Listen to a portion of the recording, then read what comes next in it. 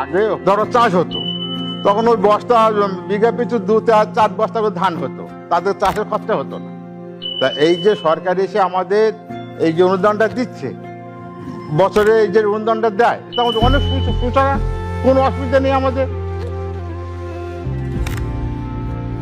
কৃষক বন্ধু পাওয়াতে আমাদের চাষবাসের দিক থেকে আমাদের একটা হেল্প, যে সার পার যে দ্রব্যমূল্য জিনিসের যে দাম, তার উপরে বেস করে আমাদের দেখা গেলো এই সহযোগিতাটা যদি আমরা তার সঙ্গে অ্যাড করি, তাতে আমাদের অনেকটা হেল্প আসে।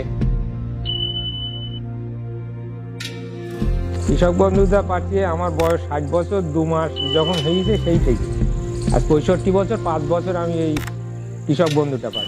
আমাদের কষ্ট বলে কোনো জিনিস নেই সরকার আসার থেকে, এই হলো শেষ কথা আমার কাছে।